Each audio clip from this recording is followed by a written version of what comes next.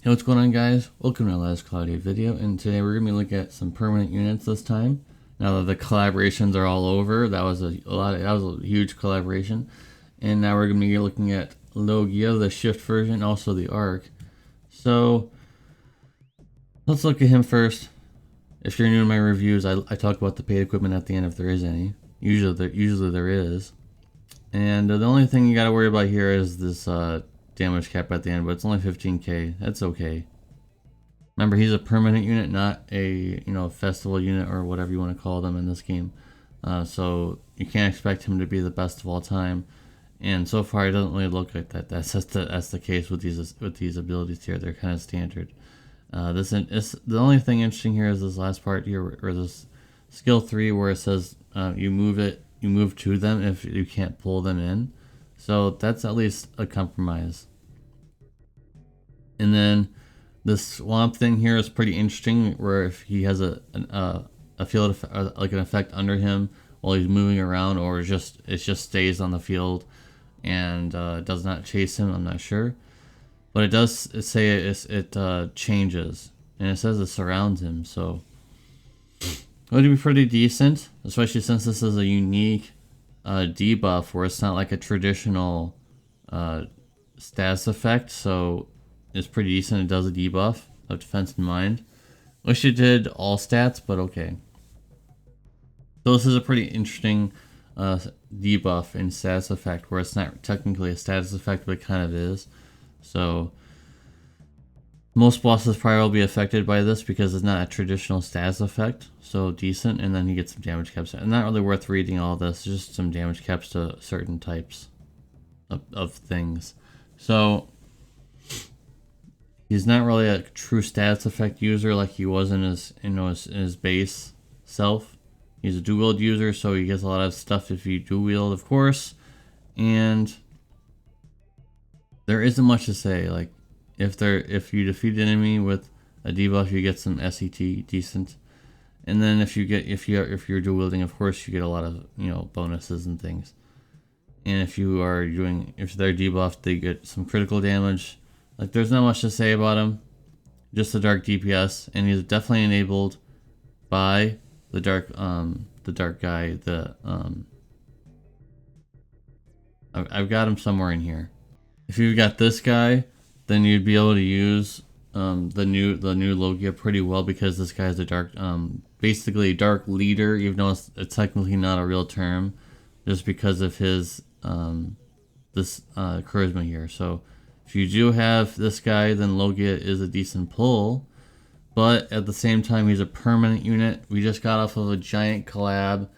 I feel like you should treat this as a blow-off banner, where you just don't pull. There are free pulls right now, though. This trait is just not very good. Losing HP continuously. Doesn't matter how much skill damage you get. You'd rather have more HP, because there's tons of other ways to gain skill damage than doing this. And then the skills they're just okay. I mean, they're not really amazing. This screams permanent arc, and you can tell. So this is also just like whatever. It just gives a lot of HP, which is decent, but it doesn't give anything else. There's no passive or anything. It doesn't have any attribute bonuses or ailment resistances or anything. It just has HP, so it's just like, okay. So not a very good arc, just okay. And I'm gonna give Logia, the shift version, like a 7. This is decent. 7 out of 10. Decent, not amazing, just okay. And now that the review is over, pretty quick review, because he's a permanent unit, not much to say about him. And dark attack damage 20%, damage cap 2k. When you defeat an enemy surrounded with... Now see, they're hiding this behind a paid equipment. Why are you doing that? So this changes him completely. If you defeat an enemy, especially in tower, this would be very nice.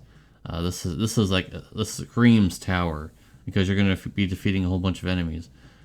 This changes him completely from like a 7 to like a 7.5 to 8. And I know I don't like doing that for these things, I don't really include that, but like this literally changes him. This helps him out a lot. This is not even like, this is whatever. If you're gonna pull for him and you're gonna use, you know, paid gems, you're definitely getting this. This changes him to a completely different unit. Well, not completely different unit, but it makes him go up a whole like hierarchy because of that. This part here, this part's whatever, but this part is changes him completely. So I know I don't really like talking about that too much, but it is what it is. All right, so now that the review is over, we have this here, which you can actually get in your, if you're in a guild. This surprisingly just showed up. So if you have a lot of guild coins like I did, because there really wasn't anything worth buying in the guild chat. It was kind of like an emergency, but now that they added a whole bunch of new things, and it was definitely worth buying this because it was only 300, and I had like a lot more than that. So yeah, don't have any sound effect on. Whoops, I always do that. It's classic in my videos where I don't have any sound on. So let's see what we've got going on here with this. Something new. Okay. Apparently I don't have this. Apparently I didn't have Sarah. That's kind of disappointing because I already have her shift version, which is much better. So that was kind of disappointing, but it is what it is, guys. You know, you can't always win. Can't always win, but you always get, I think you're guaranteed to get something new with that. Let's see if we can get Logia. I don't think that's going to happen with this. I don't know if he's in this pool here, but we'll see. We'll see if what we get here. Nothing. Okay. Alright, that's going to be the review, guys. Thank you guys very much for watching. Appreciate you. I really feel like this is a beloved banner.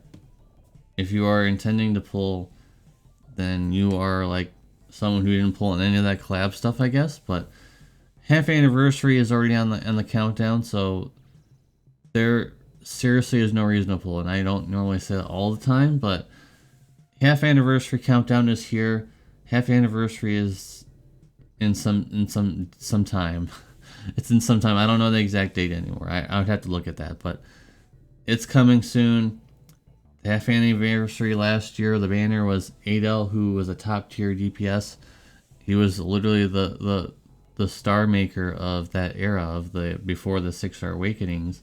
He was being used everywhere. He was just so strong. So take that into account when it comes to this year's half anniversary banner. It'll probably be the same.